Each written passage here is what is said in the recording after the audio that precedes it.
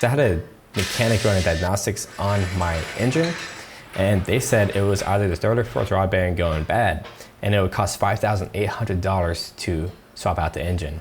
And I replaced the engine myself on my 08 Chevy Tahoe, and now I'm going to go ahead and figure out if this mechanic is correct, and me and my friend's intuition, because we also thought it was a rod bearing. I needed some help from my trusty sidekick, Tara, or also known as my fiance.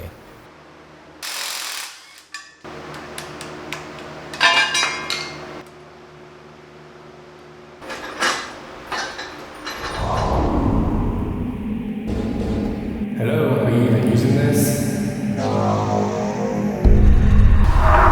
You should use your brain more than me. I got this freaking backwards. How stupid would that be?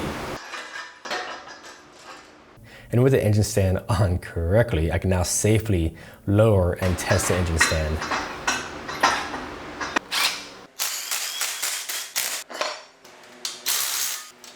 So these engine mounts have 177,000 miles on them, and they just look fantastic. Very surprised. So now it's time to go ahead and remove the valve cover and just see how these rockers are looking. With my expert opinion, they all look great. I'm not an expert. And with me wiggle testing each rocker, they all didn't have any weird movement, so we're good to go.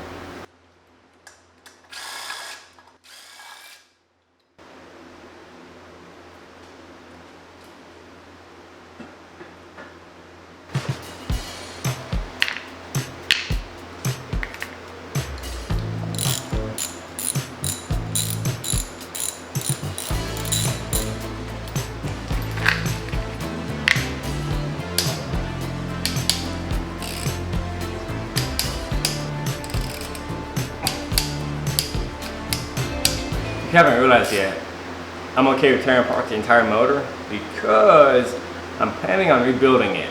This will be the first motor that I rebuild. I'm not sure when exactly it's going to happen, but it's going to happen.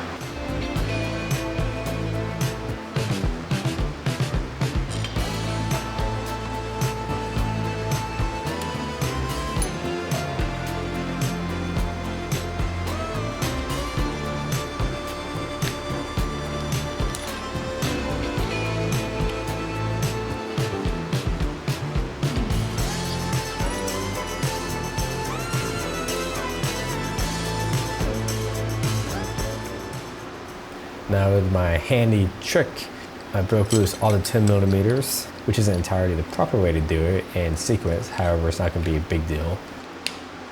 Now time to break loose these head bolts. All of these and these guys. From the inside out.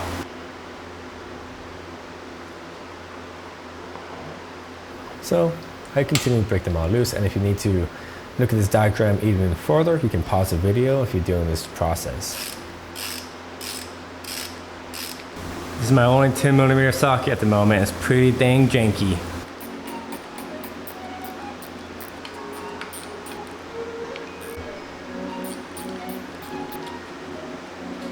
With a little bit of fandangling, it's now time to remove this head. I got the head, and to be honest, this head is super light. Did not expect that. And all these valves look fantastic. There's a little bit of surface rust, but it's really not all that bad. Probably from sitting, but it wasn't really sitting all that long. The gasket also looks fantastic. So, I mean, obviously I wasn't having any issues there. And as you can see, there's a lot of carbon buildup within the pistons, which is expected for an engine with 177,000 miles. And the same thing with the other side. Now let's go ahead and check out those lifters. Grab my magnet and just pull them right out. That roller looks fantastic, just as I would expect. That one too.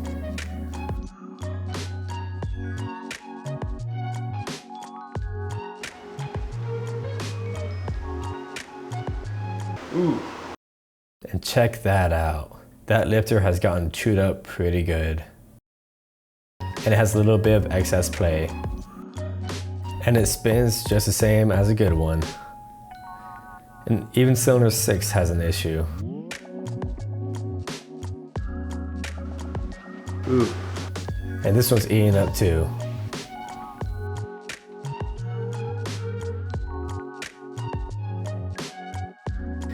And this also has a scrape right down the middle. And here's my little doggy being scared of the rain. She's definitely afraid of the rain. As soon as it starts to rain, she shivers and shakes and starts putting saliva all over the ground. It's great. I realized that coolant was going to fling out of this engine, so I put Layla back upstairs.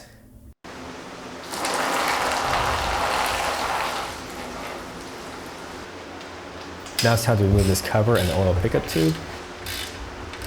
So with all the bolts removed, I finally removed the oil pickup tube and it looks pretty clean. And the O-ring is smashed up just a little bit, and that's definitely something you need to check out if you have low oil pressure and it's not increasing as it should. So now it's time to loosen up these rod bearings. This being my first time basically tearing apart an engine, and especially my first time taking out a piston, I'm a little bit nervous. I've been nervous.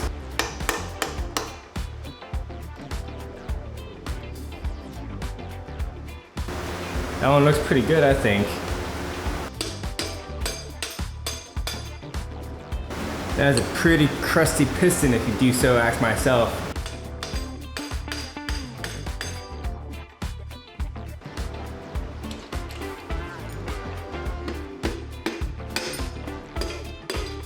So I lost the rest of the footage. Let me go ahead and recap everything that happened. The Tahoe started to make a rod knocking sound.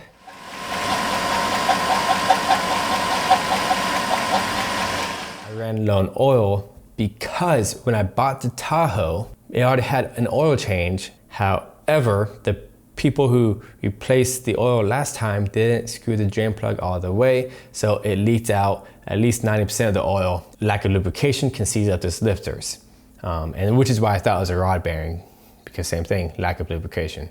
It was 2 months before we had to drive cross country from Florida to Austin, Texas. So we needed the Tahoe working as soon as possible. I had a few friends check it out and they also thought it was a rod bearing. Then I decided to take it to a mechanic. The mechanic also said that it was either the third or fourth rod bearing going bad. And he said it would cost $5,800 to do an engine swap in the shop. I wasn't gonna have that. With all those diagnostics, I decided to go ahead and do the engine swap myself, and there's actually a video of that. If you need tips on changing out the engine on GMT900 GM platform, then check out this card, or there'll be a link in the description down below. So check that out. And with me buying the engine hoist, the engine stand, and literally all the parts and an extra oil pan and a few other things, it came out to be about $2,800. So I really saved $2,000 doing the engine swap myself, and I learned a lot doing it because it was my first engine swap. Just how this is my first time tearing apart an engine. So it ended up not being a rod bearing. As you can see, all these rods and the bearings look fantastic, but the lifters were the issue. So this is the first lifter that I pulled from the left side of the engine. Then this is the sixth lifter. If you shake it, that one sounds fine. Shake this one. So basically the lifters were going bad. I could have easily just took off the heads and replaced the lifters while the engine was in the Tahoe, but that would be a waste of time if I ended up replacing the lifters and the rod bearing was actually bad. Moral of the story, if you have time, try to find the least expensive issue, then work your way throughout the whole engine to the rod bearings. Second lesson that should be learned is that you can save a lot of money by doing it yourself. Because I can imagine if I got the engine fixed and swapped out at the mechanic, they would not say anything about the lifters, nor would they tear apart the engine. As you can see, the camshaft also had a little bit of wear on the third and fourth lobe of the camshaft, which is interesting. This is Chris at AutoMotivate. Always appreciate and respect one another. I'll see you in the next video.